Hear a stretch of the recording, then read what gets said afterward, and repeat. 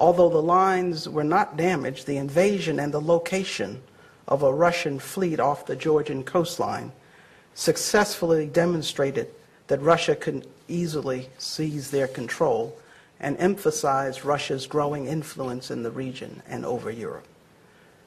So these realities have led the EU to develop strategies for new and renewable sources of energy and energy efficiency, both to assure supply through diversification and to mitigate climate change.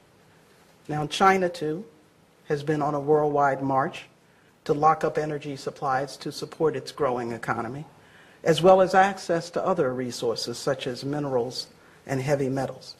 And this especially is seen in its presence in Africa, where it trades infrastructure development, sometimes education and diplomatic recognition and embassy presence for such access. China also is projected to outpace the U.S. as the largest emitter of greenhouse gases and other pollutants within a couple of years. Therefore, it is important to help rapidly developing countries like China to gain energy efficiencies in manufacturing and in products while reducing their carbon footprint through the use of renewable and alternative energy sources. Multinational corporations are working, in fact, with their Chinese suppliers to reduce costs by reducing energy use and carbon load, often by employing new management techniques and new technologies. And more broadly, corporations worldwide are making capital investments in renewable energy technologies. A United Nations Environment Program's Global Trends in Sustainable Energy Investment report found that investment capital flowing into sustainable energy sources more than doubled in just 2 years, from $28 billion in 2004 to $71 billion in 2006. And the International Energy Agency estimates that as much as $16 trillion will be invested in the energy sector through 2030. Now, whether these projections will be borne out amid the global financial crisis remains to be seen. Nonetheless, as we shape our national energy goals and strategies, it behooves us to understand and to account for the restructuring of the global energy system, its impact on markets and supply, and on international alignments. Now let us move to the national context here. The current economic downturn has led to a decrease in global energy demand and a reduction in demand here, and a substantial reduction in crude oil prices. Gasoline prices fell dramatically since the summertime, and with a continued weak economy expected through 2009 and lower projected crude oil prices, these gasoline prices are expected to remain low.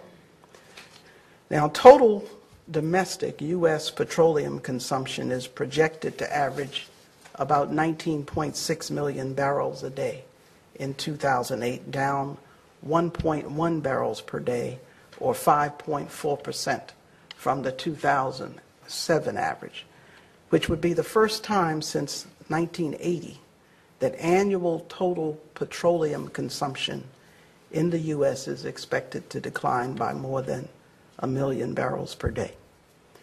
Now, we know that this will not continue indefinitely, so consider a single element of our dilemma. Now, I mentioned that the EU imports 80% of its oil and gas. So what is our dilemma? Our dependence on imported oil. Although our consumption temporarily probably has fallen, it remains above 19 million barrels per day, and we produce just over 5 million barrels per day. So an important question then is this: is it feasible to reduce our petroleum consumption to match our domestic supply capacity? Or conversely, is it feasible to quadruple our oil producing capacity through exploration and offshore drilling and drilling in the Alaska National Wildlife Refuge, ANWR, Is it possible through oil sands mining and the like? If quadrupling production is feasible, should we immediately execute a strategy to make it happen? And how, if we did that, would we manage climate change? If it is not feasible, or we deem it unwise, and we are concerned about climate change, then we must think differently and strategically about energy. Now, to be straightforward, this challenge is not new. Now, how many of you were around in 1973? Right, just like me. I remember the odd, even gas fill-up. Mm-hmm.